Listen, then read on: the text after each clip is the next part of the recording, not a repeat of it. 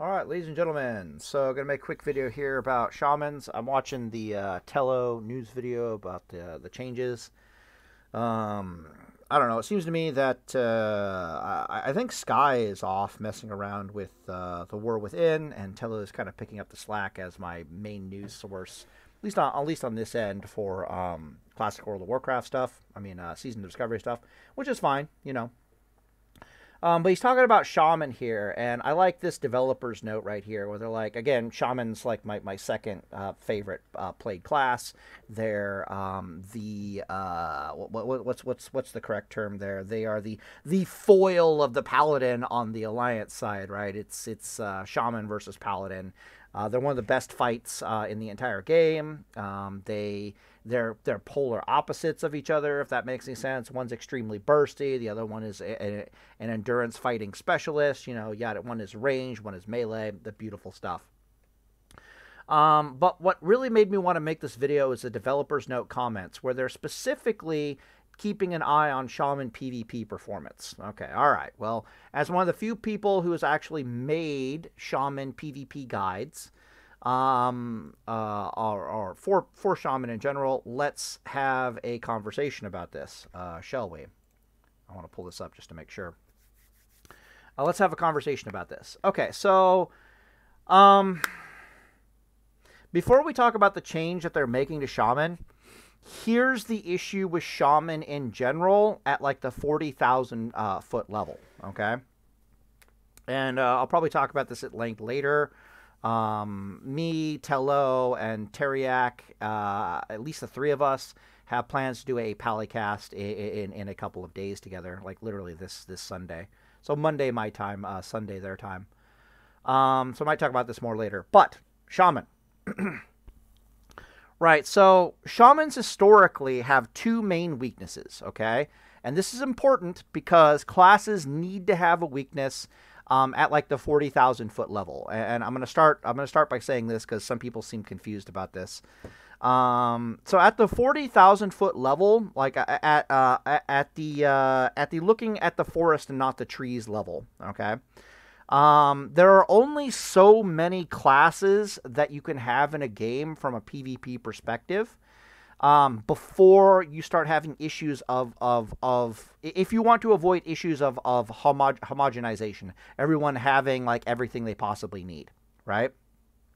So, for example, if you have a class that is extremely hard to kill, like super durable, they're high on the durability, and they're extremely high on the damage, can you then give that class hypermobility without breaking the game? And the answer is no. So if you have a class that's extremely durable and does shit tons of damage, you cannot give them extreme amounts of mobility. Conversely, if you have a class that is hypermobile and does tons of damage, can you then make them extremely durable? The answer, of course, is no.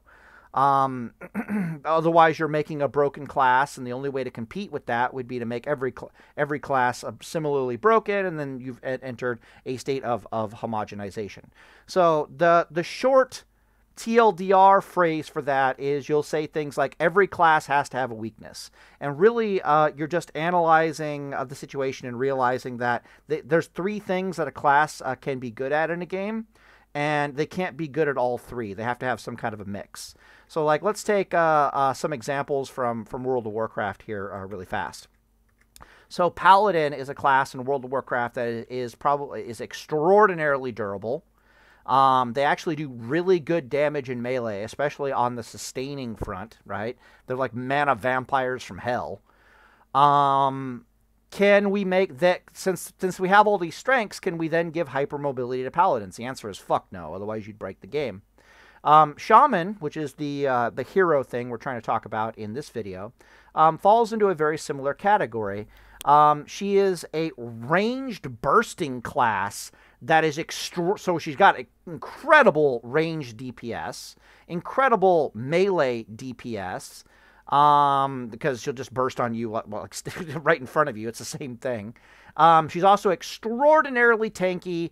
Can you give that class hypermobility? The answer is fuck no. So in classic World of Warcraft, Shaman is traditionally balanced around the fact that they're rather immobile, despite the fact that they're a range class. and they are extraordinarily mana inefficient compared to every other mana using class in the entire game. They're not very mana efficient at all. What they're really, really good at doing is taking their mana bar, converting it into damage, and delivering it to their target in a record time. So, for example, all the other casting classes might take, like, you know, like a minute of casting before they'll convert their entire mana bar into damage on the target. A shaman will do that in like 40 seconds. It's significantly faster. And subsequently, they are a very, very bursty class. But they have weaknesses. Other great examples would be warrior. Okay, a warrior is a great example of this philosophy, but like a middle ground kind of a thing. They're medium level durable, right? They're not super durable, but they're not squishy either. They have mobility, but they're definitely not hyper mobile. So they have, especially in Season of Discovery, right? They're medium tier durability, they're medium tier mobility, and they have a shit ton of fucking a DPS whenever they're on top of something, right? Again, you got that balance, that good game design. There has to be a weakness in there somewhere. Druids fall into the they're extremely mobile, so something has to give on either the durability or the DPS front. They are extremely mobile, they're extremely durable, and their DPS is kind of meh. When their DPS is not meh, they're either a kitty cat or they are in boomkin form, and since something has to give, there has to be a weakness somewhere. Their mobility goes to shit when they're in like a kitty cat form and when they are in boomkin form. Kitty Cat makes them a melee class, which means they can't both be hyper mobile and be in a melee and do DPS at the same time. So Druid is probably the best example of good game design all in one class. All right. Anyway, so back to Shaman. So the issue with Shaman in Season of Discovery is that she is in complete and utter fucking violation of this general game design concept that you have to adhere to in a good PvP game of you need to have a weakness. They gave Shaman Shamanistic Rage, which means that her mana bar being traditionally a weakness for her is kind of sort of gone. They're slowly nerfing it, but it might even need to be nerfed more. It might need to be like a 1 minute 30-second cooldown on Shamanistic Rage, or even like a 2-minute cooldown on Shamanistic Rage. But the fact that within the first, let me think. Yeah, within the first minute of PvP combat, a shaman has access to 250% mana bar is absolutely fucking ridiculous, and it takes away one of their major weaknesses. The other problem that they historically have, the other weakness that they have historically had, is that they lack mobility. But then they gave paladins, let me do a /who really fast here. Okay, cool. Actually, I need to post this guy over here. Right, so, but then they give shamans access to spirit wolves, right? Spirit wolves basically is both an offensive and a defensive ability, and it's one of the most powerful runes in the entire game. Like, if you ranked runes, it is literally the single most powerful rune that I can think of in the entire game is Spirit Wolves. The reason why I thought that the Vindicator rune, back when it was completely busted, was perfectly fine on Paladin, was because Shamans got fucking Spirit Wolves, which is, you know, if I had to choose between the Vindicator rune and Spirit Wolves, I'd be like, well, the Spirit Wolves is obviously better than Vindicator. It's so powerful, it's better than the rune that just got nerfed basically into the dirt, like literally got removed from the game levels of nerfed. So now you're looking at elemental shamans being hypermobile, not having mana issues, not having DPS issues, and being tanky as a motherfucker. They have no weaknesses. Congratulations, you fucked up in your game design. So flash forward over here to Tello. So the fact that Blizzard has identified this and are trying to compensate is good. I personally think it's the mana. The fact they don't have mana issues anywhere near as much as they used to have. The fact that they don't have mobility issues anymore. It used to be that if you did not want to die from a shaman, what you did was you ran away from them in a straight fucking line. or you did what I did versus the Boomkin in the previous videos. Mind you, I died horribly, but that's because I'm failing a gear check. But you do like the stutter stepping back and forth, right? Like you move a little ways to range the hard casting spells. You heal yourself. You move back a little bit. You heal yourself. Shamans historically have a hard time dealing with that because they don't really have any good gap closers. You give them spirit wolves and now they're moving faster. It's like Jesus fucking Christ. Now I'm not even safe running away from these fuckers in a straight line. They don't have mana issues anymore, so it takes me a hell of a lot longer to wear them down on their mana bars. Like, oh my god. Okay, so what Blizzard seems to have identified as the problem, however, is Way of Earth. And so they're nerfing Way of Earth. Way of Earth is the rune. Let's just go look at what it does. How do you guys feel about this? Because I had to look it up. How do I feel about it? Well, I'm making a video about it. I can just do it off the top of my head here really fast. Let's just stay like that for a while. Yeah. I want to go back here, and I want to go here. Yeah, okay. So Way of Earth is the rune that gives Shamans plus 30% life, plus 10% damage reduction, minus 6% chance to be critically hit, and oh, by the way, it also puts Earth Shock on a separate CD, but makes it like melee range. And honestly, it's the Earth Shock specifically that's kind of giving you nightmares. Especially on, what am I thinking about? Yeah, it's the Earth Shock being on a separate CD that gives you nightmares, because everything else there on that rune is absolutely fucking terrifying to put on an elemental shaman.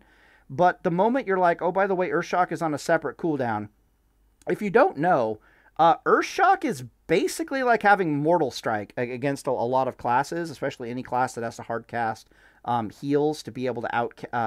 If you're a class that needs to hard cast heal spells to be able to out HPS Shaman DPS, then Earth Shock being on a separate cooldown is basically like them having fucking Mortal Strike. It is so oppressive, it's not even funny, and it's just bad game design in general. So if there's a ranged DPS class that can just go turret mode DPS, and then the healing classes cannot mathematically like out HPS them with hard cast spells, you basically done fucked up as Blizzard from a game design perspective, right? That's a big no-no. That is a big no-no. And how Classic WoW, of course, balances this is that it's 20-yard range Earth Shock. You can't use it in conjunction with any other shock spells. And this is on a relatively immobile class, so it checks out. You just deal with them beyond the 20-yard range mark, and you just don't have to deal with Earth Shock all that much. The moment you give them like Spirit Wolves and mobility, they can literally get on top of you and just start stopping your hard casting healing, which is terrible. What's worse is that it's an absolutely insane DPS increase, like a redonkulous DPS increase to make it on a separate cooldown, like a holy shit, fuck, what the hell level of DPS increase to the Shaman's rotation. It's very, very oppressive, to say the very least. Now,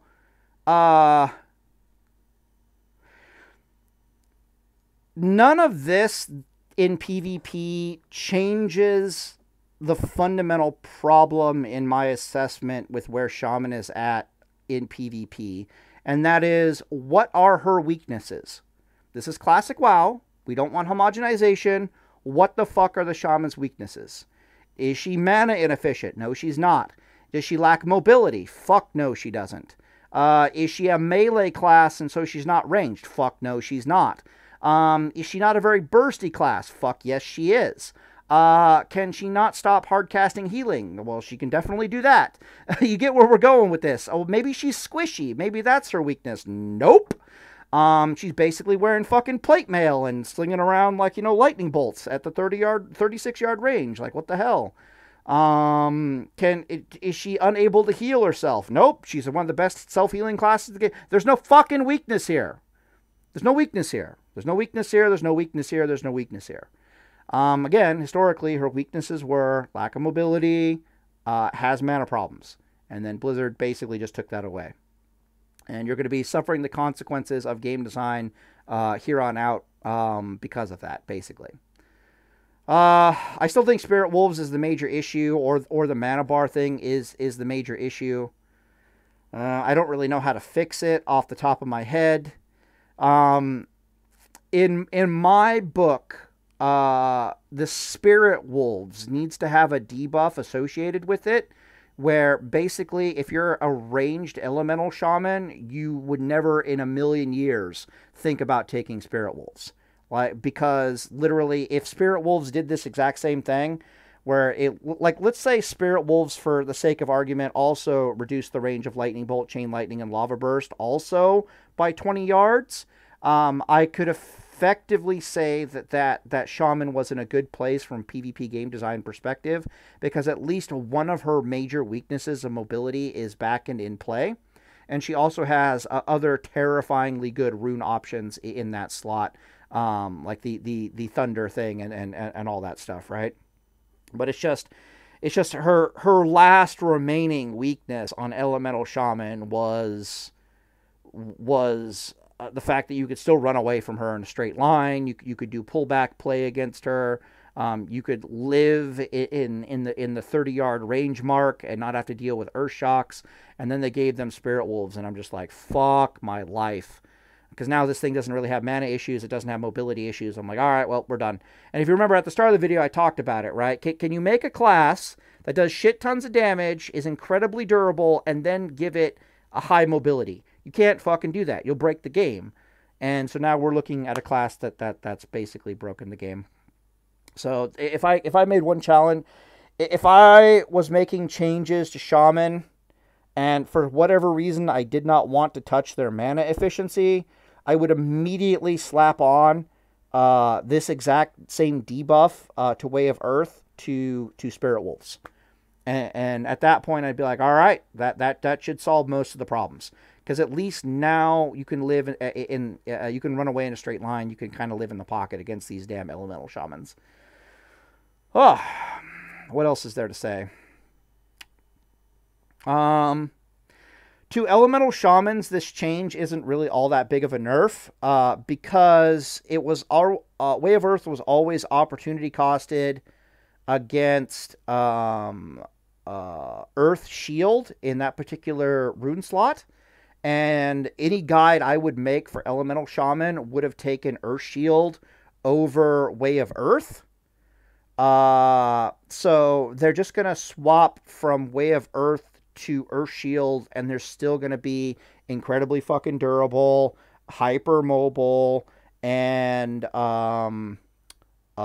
extremely high damage. So I don't think this is going to change anything. Literally, you're gonna nerf Way of Earth, and then they're literally going to take Earth Shield instead, and you're going to be right back to the same problem that you had before.